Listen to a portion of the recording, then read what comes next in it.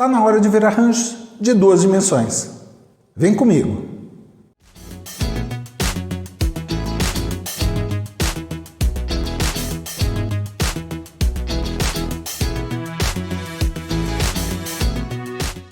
Bem, a gente já sabe que tem esse tipo de variável que a gente chama de vetor. O vetor é uma variável que guarda uma coleção de elementos de um mesmo tipo base. E, desse jeito, é chamada de variável composta homogênea. Uma outra característica dos vetores é que eles são lineares. E, na verdade, eles são chamados de arranjos unidimensionais, que só têm uma dimensão. Só que a gente consegue expandir esse conceito e ter variáveis com duas dimensões. E essas variáveis recebem o nome genérico de matrizes. Uma matriz é uma variável que mantém uma coleção de dados em duas dimensões. Enquanto o vetor só tem uma dimensão, a matriz amplia isso para duas. E aí, para cada elemento, a gente precisa especificar em qual linha e em qual coluna ele está.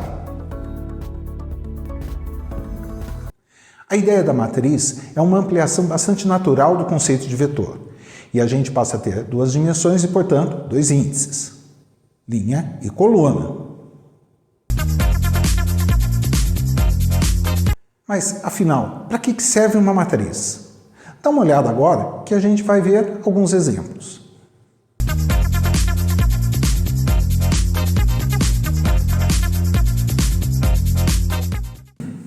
E esse primeiro exemplo é sobre a necessidade de muitos dados. A gente vai considerar que um sistema tem um sensor de temperatura que mede uma vez por minuto. Isso significa que eu tenho 1440 medidas em 24 horas. Para guardar isso, eu poderia ter um vetor de números reais, com 1440 elementos. Agora, suponha que eu preciso guardar esses dados durante toda uma semana. Eu poderia pensar em um vetor com 1440 posições para cada dia, e ter um desse para cada dia da semana. Ou então, eu poderia usar uma matriz de 7 linhas, uma para cada dia da semana, e uma coluna para cada amostra de temperatura. Então, deu para ver que ficou mais fácil a representação dos dados se eu usar uma matriz? E se ainda não deu, suponha agora que eu precise de dados do mês inteiro. Aí, basta eu ter uma matriz de 31 linhas por 1440 colunas. E teria lugar para todos os 44.640 elementos.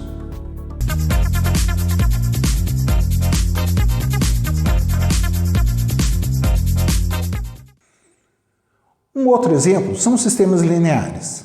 Um sistema linear é aquele composto por várias equações que têm que ser resolvidas em conjunto. Esse aqui é um sistema linear de 3 equações com 3 incógnitas. O objetivo é achar os valores de x1, x2 e x3 que satisfazem simultaneamente as 3 equações. E mais genericamente, esse aqui é um sistema de n equações com n incógnitas. Bom, os sistemas lineares são importantes numa série de áreas. Por exemplo, eles têm aplicações em cálculos de redes elétricas, no balanceamento de equações químicas, na realização do cálculo de estruturas como pontes e edifícios, em sistemas de robótica e também na estatística. Agora, uma coisa legal é que eu posso escrever esse sistema de equações na forma matricial.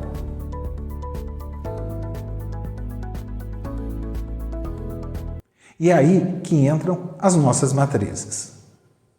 Pensa só, suponha que a minha matriz com coeficiente seja triangular superior, ou seja, que todo mundo abaixo da diagonal principal seja igual a zero.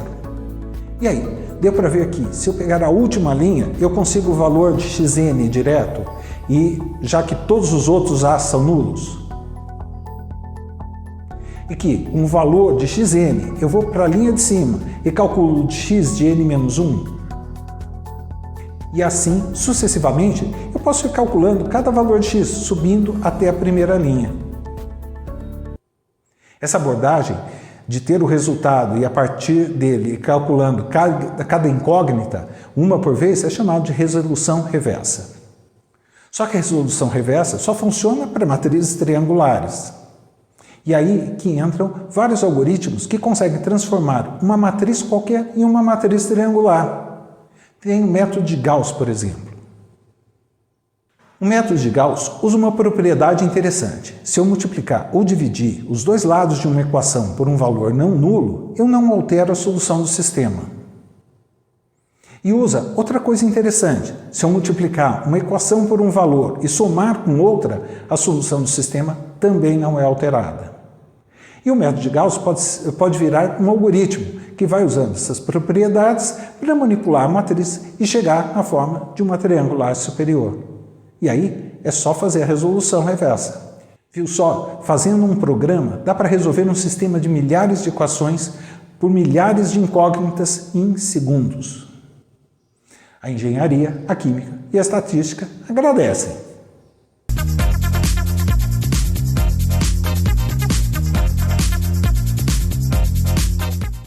E temos mais um exemplo. Você já fez pesquisa no Google? Claro que fez. Você já se perguntou como que ele faz para ordenar o resultado que ele apresenta? Bom, eu vou mostrar um exemplo simples. Suponha que a gente tenha um conjunto com 5 páginas na web e que essas páginas tenham links umas para as outras. Por exemplo, a página P1 tem links para as páginas P3 e P5. Eu vou indicar essa relação por um vetor coluna que tem 0 quando não existe o link e 1 quando tem. Cada linha corresponde a cada uma das páginas para a qual o link vai levar. Mas eu ainda vou usar isso proporcional, metade das conexões para cada página com link. Agora, dá uma olhada em todos os links entre essas 5 páginas. Eu vou usar a mesma ideia e montar uma matriz em que cada coluna corresponde aos links de cada página. Bom, essa matriz que eu montei é chamada matriz de transição. Esse tipo de matriz indica meio que as chances de navegação entre essas 5 páginas. Mas olha só, essa matriz é uma matriz que é estocástica por coluna. E isso permite que a gente tenha um modelo de cadeia de Markov que define uma sequência de estados a partir de um estado inicial, só que processo estocástico, cadeia de Markov, álgebra linear que está envolvida aí. Bem, esquece a teoria. A gente vai agora dar uma olhada no resultado. Esse aqui é o x0. Esse daqui é o meu estado inicial. Ele indica o peso de cada página no começo, e é tudo igual. Para passar de um estado para o próximo, eu pego a minha matriz de transição e calculo o próximo estado. É só fazer a multiplicação. E a partir do estado x0, eu calculo o estado x1. E depois do x1, eu tenho o x2. É só multiplicar de novo. E depois do x2, eu tenho o x3. E assim vai. Cada novo estado depende apenas do estado anterior. Então, com essa sequência de multiplicações, eu vou atualizando os pesos de cada uma das minhas 5 páginas. E eu vou mudando o vetor x. E esse tipo de matriz tem uma propriedade interessante. Tem uma hora que o vetor x estabiliza. Quer dizer, eu posso multiplicar de novo usando a matriz e os valores de x continuam os mesmos. Na prática, o que me interessa é saber quais são os valores do vetor x, desse ponto de estabilidade. Então, é só descobrir quando eu multiplico a matriz de transição pelo vetor x e consigo a mesma matriz, ou seja, o mesmo resultado. Para esse nosso exemplo, esse daqui é o vetor estável. E o que é que esse vetor quer dizer? Olha só, ele diz que a página com maior peso é P1, com valor 0,3. E depois vem a P4, com valor 0,27. Na sequência vem P5, P3 e depois P2. Isso quer dizer que, nessa estrutura de links entre as páginas, a ordem de importância entre elas é essa aqui.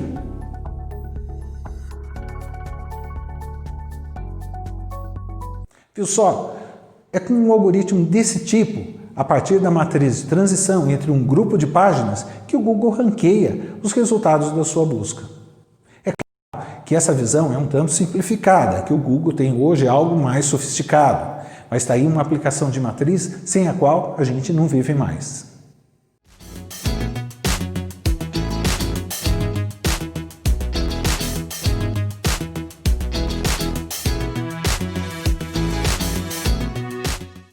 Bom, essas são as matrizes, e esses foram alguns exemplos de uso. Em matriz, tem aplicação que não acaba, vai da estatística à química, da administração à engenharia, da geometria analítica aos games. Então, não dá para deixar essa ferramenta de lado, dá?